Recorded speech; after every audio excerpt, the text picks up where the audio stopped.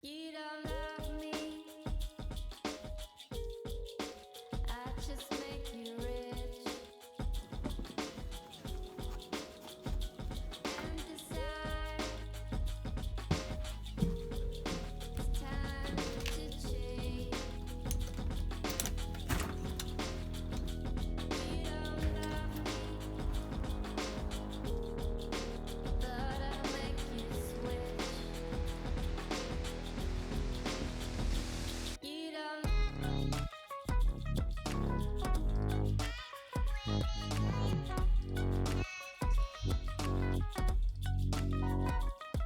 First time walking around with these shoes. So far, so good. They fit reasonably well,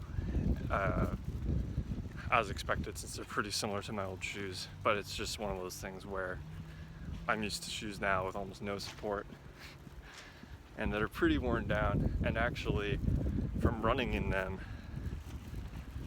they're kind of, let's say, a few steps beyond worn at that point. They had holes. They had some holes.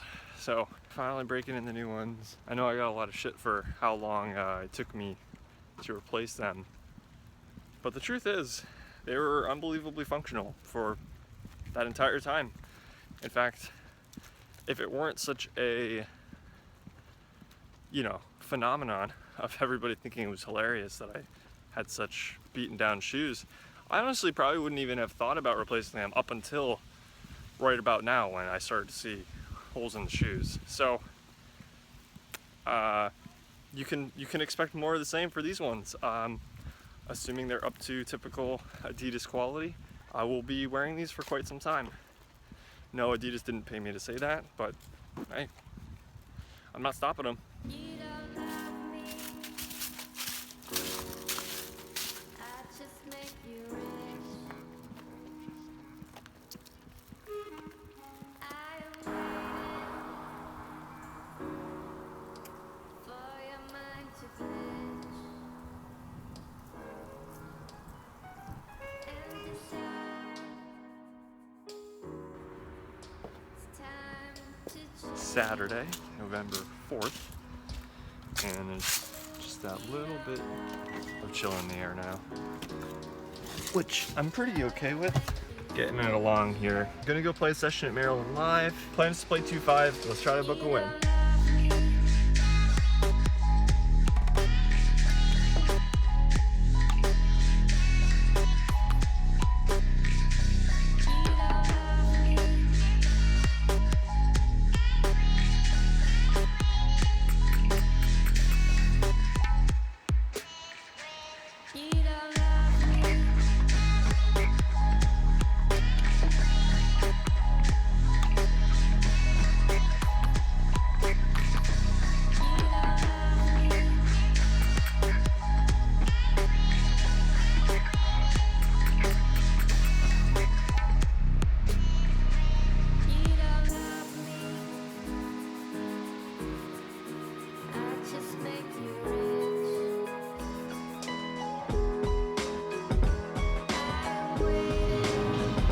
Here.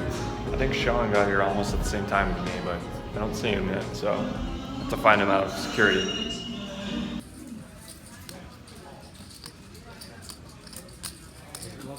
Back for another Maryland Live 2-5 session. Feels like I don't really play anywhere else anymore, I know.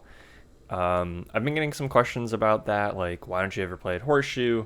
Matt, why don't I ever see you at MGM? Like, what's the deal? What's going on? No, I'm not sponsored by Maryland Live. No, I don't have anything against those other properties. As far as not going to MGM very often, it's mostly due to the distance. It's just so much easier to drive the 20 to 25 minutes to Maryland Live than the 45 to 60 minutes to MGM. So that's that for the most part. And then in terms of Horseshoe, I don't really have a good reason for not going. I should make it out there at some point. I just haven't really since the circuit event. And I do plan to go to the circuit event when it's there again. But aside from that, it just seems like there's always fewer games.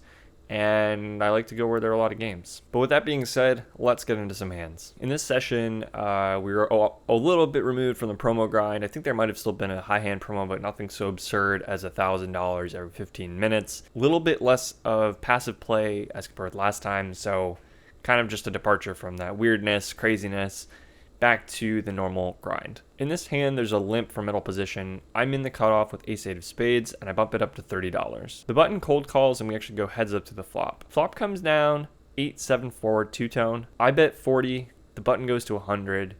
He has about 270 when we get to the flop, so he's putting in a little bit more than a third of his stack right here. I just decided that there's so many draws, and I have top pair. I think this player is pretty likely to 3-bet with 10s or better. While he does have sets, I block top set, so that's kind of nice. There's so many draws available, I just decided to put a raise in, get the money in now, and let the cards fall where they may, as it were. Sometimes you just got to stick it in there. So I jam. He pretty much snap calls it off, but I think every hand he raises, he is getting it in with, so that's not really surprising. The turn's a bad card, and the turn's a really bad card. It's a king of hearts. So now all of his flush draws come in. All we can really hope to beat are his straight draws, and maybe if he decided to play an 8 really fast, we could beat that. The river comes in offsuit deuce. He is not hesitant to turn it over. He gives us the bad news. He's got ace-9 of hearts for the nut flush draw. So not really a crazy outcome. We were pretty much flipping. He had 9 flush card outs and 3 overcard outs to my 8. So, nothing really groundbreaking here, but never fun to come right away into a session and just dump off 60 big blinds. So, starting this one from behind, that's for sure. In this hand, I'm in the cutoff, and I open 7-6 offsuit to 20. The button is a kind of newer player, but he is regular, and I consider him to be pretty solid, if straightforward. He makes the call, and we go heads up to a flop. We managed to flop top pair. Hard to do with 7 high, but it comes out 6-3 deuce with possible front door flush draw. I bet 20, and he raises to 55. Right away, this is not a super comfortable situation. I don't expect to be beating a lot of his raising range, although he can definitely have some flush draws. I do decide to call because I think that there's some bluffs in his range, and I do have some cards that can improve my hand that can help me out in calling down. The turn comes out a 6 offsuit, so that's one of those good cards that helps me out. I check, and he puts out another bet. I was kind of expecting a little bit of a larger sizing or a check back if he had a bluff, so I'm starting to get some alarm bells, like he might not really have a lot of worse hands than me. He could certainly play a better 6 this way, although he shouldn't have that many of those since he's kind of on the tight side pre-flop. And he can also have sets, which are now boats. He can also have straights with 5-4 suited. So I'm not folding a hand this strong. This is one of the strongest hands I can hold here, but I'm certainly wary at this point. I do throw in the call, and we go heads up to a river. The river on the surface is a pretty innocuous card. It's a 9 of spades. I check, and he now bets 175. Now, if you recall, his flop raise size was 55. His turn bet size was 70, which kind of felt like he was trying to keep me in, keep it reasonable. On the river, it sort of felt like I look like I have a 6 or a big overpair, and he's sizing up. And I don't think he would expect me to fold those hands after I've called the turn. So it's just it's not a comfortable situation. I think he's probably going to stop betting if he has overpairs himself. Like, he could conceivably flat, pocket 8s, pocket 9s, pocket 10s, pocket jacks pre-flop. I do expect him to 3-bet queens or better. And so once he makes the flop raise, those are still in his range. But on the turn, like, he might decide to check some of those. And then on the river, I definitely don't think he's betting 175 jacks anymore when I could easily have a 6. Nines improves to a boat. And it just kind of is hard to see what I beat. If he doesn't take flush draws like this to the felt, then I just don't beat anything. And the spots like this always bother me because I feel like I have one of the best hands in my range to call. Like, maybe I hold on with pocket 9s to this river and I can call with that, or, check jam with that probably. Maybe I have pocket deuces and pocket threes and pocket sixes that I can call with. But other than that and like ace six suited, I don't think I really have better sixes in my range. And so it makes folding a hand like this really tricky. But at the end of the day, I just didn't find enough hands that I beat. I thought I had to find the fold. Somehow I did. Somehow I found the fold. This is not a spot I always find a fold in. These are the situations I usually find myself kind of closing my eyes and clicking the call button. I don't know what got into me, but I folded face up, and a couple people at the table exclaimed. They were shocked, and I was shocked too. I couldn't believe I folded it, but he seemed surprised in a way that made it feel like he had a better hand than me. So, it kind of is what it is. If he did somehow have a worse hand, then good for him. Well done. But I think most of the time in this spot, I'm just not going to be good. I just want to preface this next hand by saying I don't know how I feel about this hand. I've reviewed it a couple of times. I've sent it to a couple people, and I have very mixed feelings about how it turns out. So with that slight spoiler out of the way, let's get into the hand. The hijack, who is a clear regular, possibly a pro, opens to $20. I'm on the button with red pocket 10s, and I bump it up to 65. He makes the call, and we go heads up to a flop. The flop comes down 9, 7, 6, all hearts. So I have a gut shot to the non-nuts, I have a flush draw to the non-nuts, and I have a gut shot straight flush draw to the nuts. I also have a small overpair, but not super stoked about it. I would kind of love to bet and just take this down. He checks. I continue for 55. A little bit smaller than my pre-flop sizing, but I don't see a big reason to go larger. He doesn't have a lot of hands that are going to be substantially worse than mine and can call.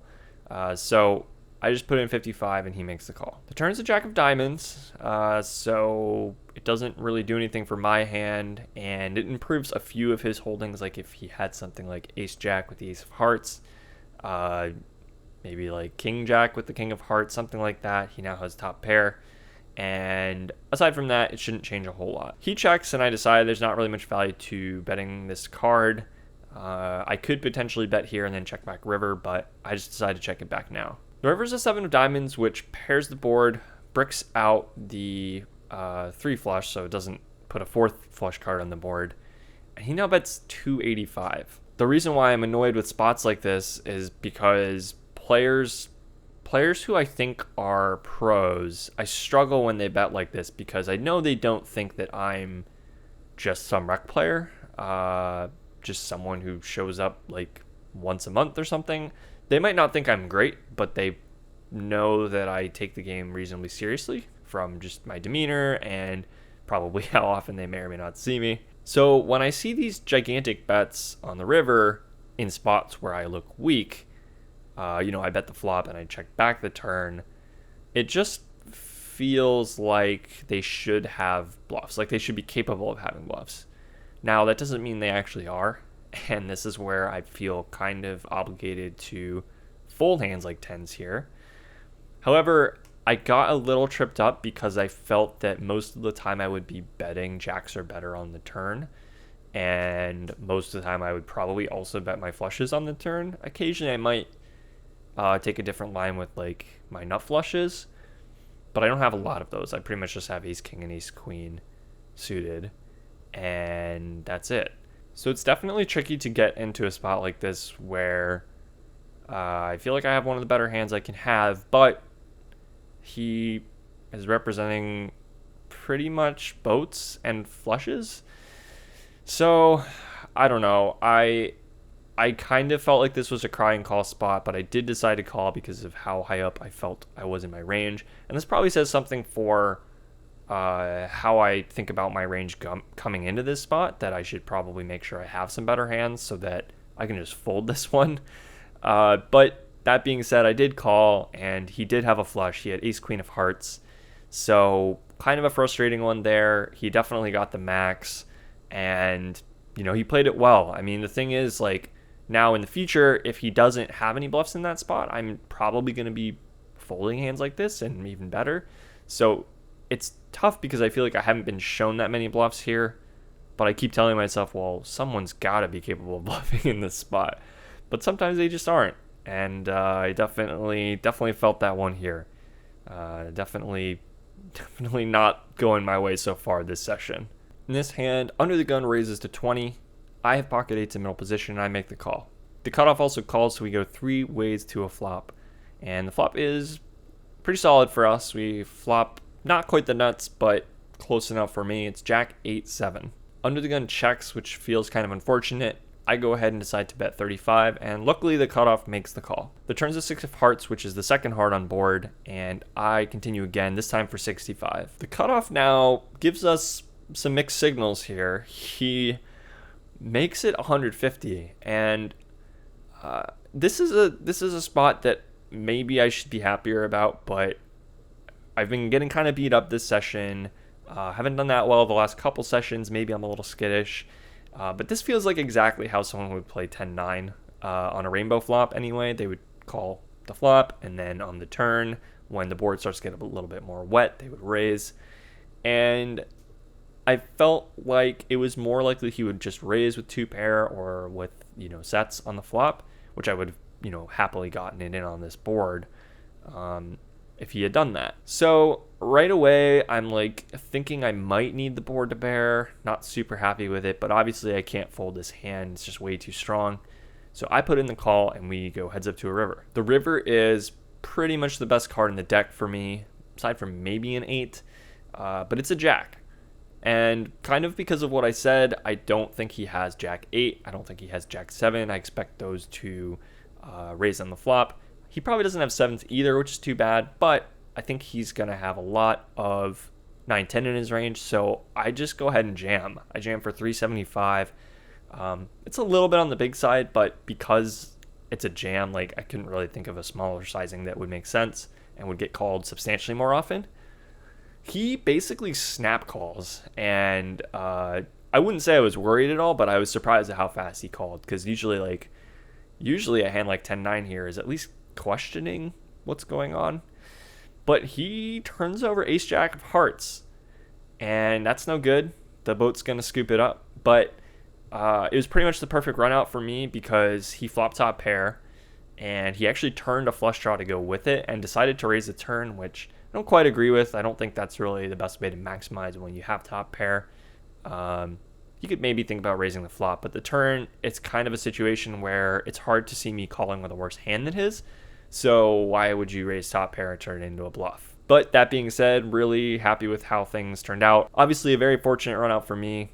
Dare I call it even flavorful. And we're finally going to take down a decent sized pot here. Overall though, it's been a tough session. I mostly only go over pretty interesting spots or spots where money goes in here, and it just hasn't been a great session. So finally getting a hand here has been good. I'm still well stuck on the session though. It's gonna be really hard to get all the way unstuck, and we're just gonna kind of keep rolling from here. Try to make something happen. See if we can get the momentum changing. 24 hours a day.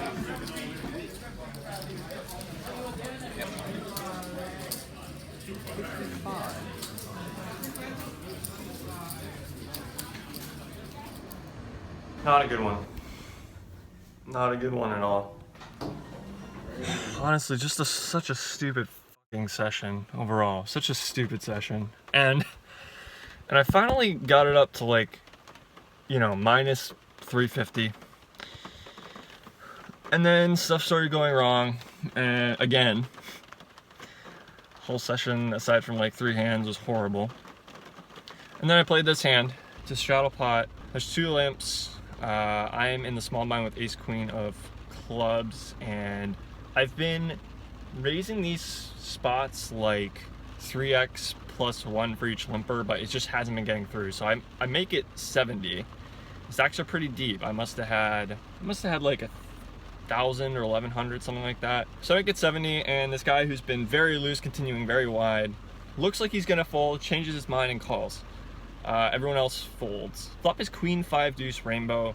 I decided to check because it's so hard for him to connect with the board in a really meaningful way, and this allows him to stab at it. This allows me to potentially get value on the turn in the river if he picks up a smaller pair or something like that. So I check. He puts out a bet of, it's a pretty big bet. I think it was like 115.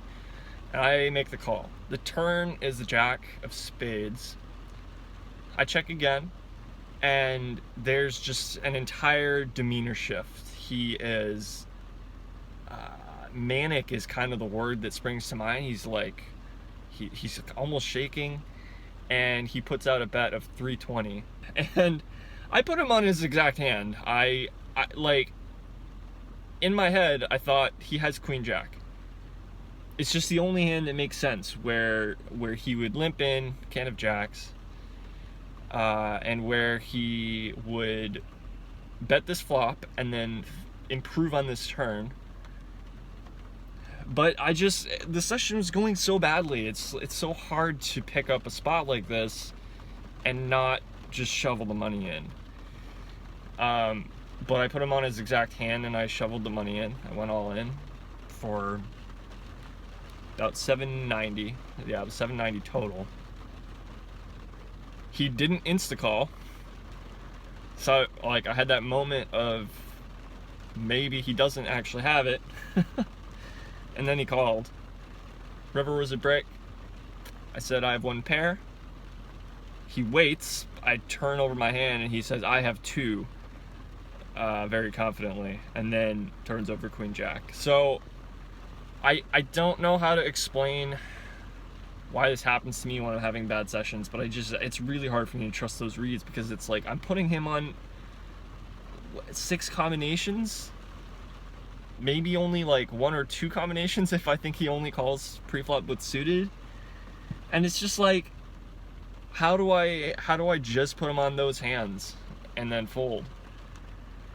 But I have to. I mean, I have to trust that read. What's the point of having the read if I can't follow it? So I'm pissed. I feel like I haven't made a mistake that large in, I don't know, like a year and a half or something. Like, well, maybe not. I feel like I haven't made a mistake that big since like Vegas. And there were some hands in Vegas that I was really unhappy with how I played, but this one's kind of different because it's not like I'm on a losing streak. It's not like things have been really going bad for me. So it's just so hard to justify, and it feels like shit. It really feels like garbage to make a play that I know is bad. It just sucks. Poker sucks sometimes. And I'm not a pro. The money is not enough to destroy my life or anything like that, but it's not really about losing the money. It's about the mistake. I was fine. I was stuck 1,500 until that hand, and I felt fine. I was having a decent time in the game. I met some cool people. Shout outs to Kevin, David, and Sean. Met all of you guys today, so it was great meeting you. But yeah, it's like, I mean, in for 2350, out for 0 because of that hand. And I mean, yeah, it's unlucky that he hit that card on the turn. But if I'm gonna get that information, that shift in his behavior, if I'm gonna get that information and just throw it away, I mean, it sucks. I feel like this is like really disgusting feeling. Like I hate, I don't know. I'm gonna go home. It's been almost 3 a.m. and You don't love me.